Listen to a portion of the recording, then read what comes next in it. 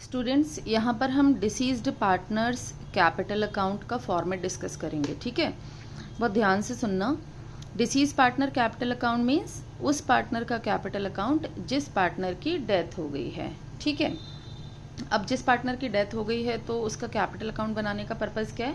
इसका पर्पज़ ये है कि जब तक भी वो फर्म में था उस पर्टिकुलर टाइम का रिजर्व, अनडिस्ट्रीब्यूटेड प्रॉफिट्स, उसकी जो कैपिटल का बैलेंस था, ठीक है, revaluation of assets and reassessment of liabilities, ठीक है, ये सब करने के बाद जो प्रॉफिट्स था या कुछ गुडविल आपके बैलेंस शीट में अपीयर्ड थी, ईच एंड एवरीथिंग, सारी एडजस्टमेंट्स करने के बाद जो भी अमाउंट बनता है वो उसके एग्जीक्यूटर को दे दिया जाए, ठीक है। That's why we are preparing the deceased partners capital account. बहुत ध्यान से देखो, सिर्फ फॉर्मेट डिस्कस हो रहा है, अभी कोई क्वेश्चन नहीं है, ठीक है। तो फॉर्मेट ही अगर आपको आ गया तो आप क्वेश्चन बहुत आराम से कर लोगे।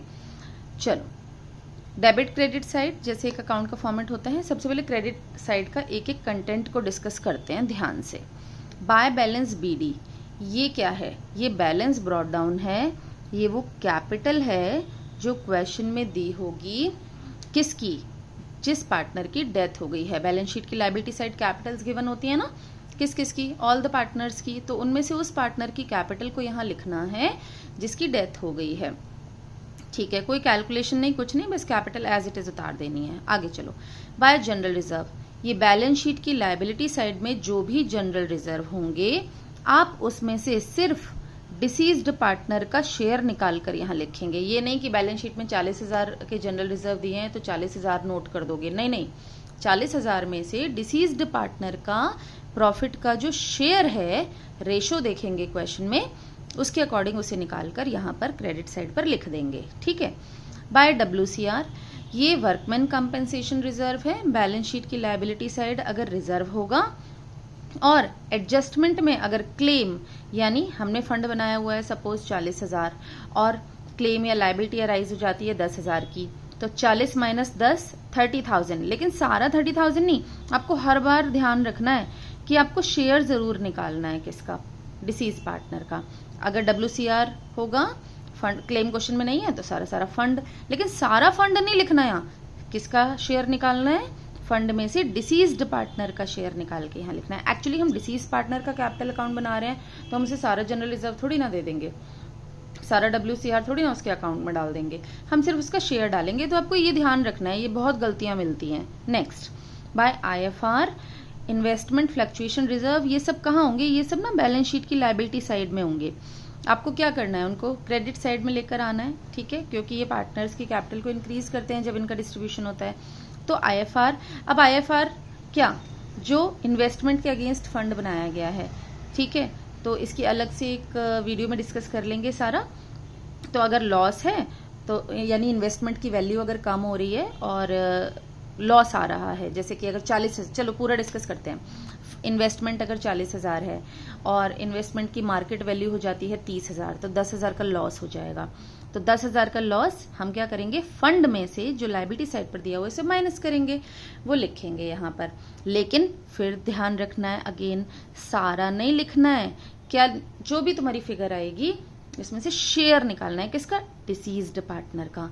नेक्स्ट, क्वेश्चन में अगर दिया हुआ इंटरेस्ट ऑन कैपिटल भी देना है डिसीज पार्टनर को, तो आपको ध्यान रखना है कैपिटल पर इंटरेस्ट दिया तो जाता है, उसकी कैपिटल आपके क्वेश्चन में गिवन भी होगी, लेकिन कैपिटल पर आप कैसे IOC निकालेंगे? सपोज 4 लाख की कैपिटल है तो IOC का रेट क्वेश्चन में 10% गिवन है, यानी 10/100 कर दोगे, मल्टीप्लाई बाय, आपको लगाने पड़ेंगे मंथ अपॉन 12, जैसे P&L सस्पेंस या profit up to date of death में सीखा था। क्यों? सारा 10% नहीं दोगे, पूरे साल तो वो बंदा रहा नहीं। सपोज अगर पूरे साल रहा तो 10% लिख दोगे यहाँ पर। अगर उसकी डेथ 30 सितंबर को हुई है तो अप्रैल से काउंट करोगे, अप्रैल, मई, जून, जुलाई, अगस्त, सितंबर, 6 महीना, तो 6/12 लगाओगे। जैसे सिखाया था क्या? अगर डेज हैं, सपोज 15 मई को डेथ हो रही है तो अप्रैल से स्टार्ट करो, अप्रैल के 30 डेज और 15 मई के 15 दिन, ठीक है, यानी 45 डेज। तो 45/12 नहीं करोगे, 45/365 करोगे। मीन्स आपको यहाँ पर ना मंथ अपॉन 12 या डेज अपॉन 365 लगाना ही है। ठीक है, तो आईओसी कैसे निकलेगा? अगर साल के एंड में डेथ हो रही है तो कैपिटल पर सीधा 10% निकाल दो। साल के बीच में डेथ हो रही है तो देखो मंथ है तो मंथ अपॉन 12 लगा देना है साथ में। अब यहाँ शेयर क्यों नहीं निकाला? यहाँ शेयर इसलिए नहीं निकाला क्योंकि ये जो कैपिटल है ये उसकी ही है जिसकी डेथ हो रही है, तो उस पर अगर हम जो भी परसेंटेज निकालेंगे तो ये अपने आप उसी का अमाउंट निकल के आएगा जिसकी डेथ हो रही है। ठीक है, चलो by profit and loss suspense account, ये profit up to the date of death है जो हमने पिछली वीडियो में सीखा। Profit up to date of death आपको वर्किंग नोट बनाना है और on the basis of profit या on the basis of sales, जैसे भी क्वेश्चन ने डायरेक्शन दी है profit up to date of death निकालने की, आपको वैसे निकालना है, बकायदा इसका वर्किंग नोट बनाना है और यहाँ पर लिख देना है। बाय रिवैल्यूएशन अकाउंट, यानी अगर क्वेश्चंस में एसेट्स और लायबिलिटीज की वैल्यू चेंज हो रही हैं तो भी आपको वर्किंग नोट बनाना है, रिवैल्यूएशन अकाउंट बनाना है और उसका जो भी प्रॉफिट होगा वो सारा यहाँ नहीं लिखना, क्योंकि प्रॉफिट का डिस्ट्रीब्यूशन तीनों पार्टनर्स में होगा, तो सिर्फ जिसकी डेथ हो रही है उसका शेयर यहाँ पर लिख देना है। क्रेडिट साइड का एक एक कंटेंट आप दोबारा से सुनना और अच्छे से समझ लेना, क्योंकि हम नेक्स्ट वीडियो में क्वेश्चन करेंगे। चलो लेफ्ट साइड यानी डेबिट साइड पर आओ। To goodwill, advertisement suspense account या डेफर्ड रेवेन्यू एक्सपेंडिचर, ये सब क्या है? ये सब बैलेंस शीट की एसेट साइड के आइटम हैं। बैलेंस शीट की एसेट साइड के पर अगर गुडविल है दैट इज अपीयर्ड गुडविल, तो यहां पर भी सारी की सारी उठा के नहीं रख देनी है गुडविल एसेट साइड से। क्या निकालना है? शेयर ऑफ डिसीज्ड पार्टनर, यानी जिसकी डेथ हो रही है। ठीक है, advertisement suspense account, deferred revenue expenditures, अगर कोई भी या P&L अकाउंट का डेबिट बैलेंस भी है, ये बैलेंस शीट की एसेट साइड पर अनडिस्ट्रीब्यूटेड प्रॉफिट और लॉसेस का आपका क्या है? ट्रीटमेंट है। तो you have to write, but सारा नहीं उतार देना है। क्या करना है? सिर्फ डिसीज पार्टनर का शेयर लिखना है। आगे चलो, टू P&L सस्पेंस अकाउंट, बिल्कुल यही वाला कि अगर भाई प्रॉफिट होगा तो यहाँ लिखेंगे up to the date of death, loss होगा तो यहाँ लिखेंगे date up to the date of death. तो इसका तो वर्किंग नोट आपको बनाना ही होगा on the basis of sales और on the basis of profit. ठीक है, उसके बेस पर रिवैल्यूएशन का प्रॉफिट हुआ तो क्रेडिट में लिखना है, लॉस हुआ तो यहाँ, लेकिन ध्यान रखना है शेयर ही लिखना है, भूलना नहीं है। अगर इस पर्टिकुलर पीरियड में जैसे अप्रैल से लेकर अगर 30 सितंबर को डेथ हो रही है तो अप्रैल से 30 सितंबर तक अगर इस पार्टनर ने कोई ड्राइंग की थी या उस पर कुछ इंटरेस्ट ऑन ड्राइंग चार्ज किया गया था, you have to write here. इसके बाद क्या करना है?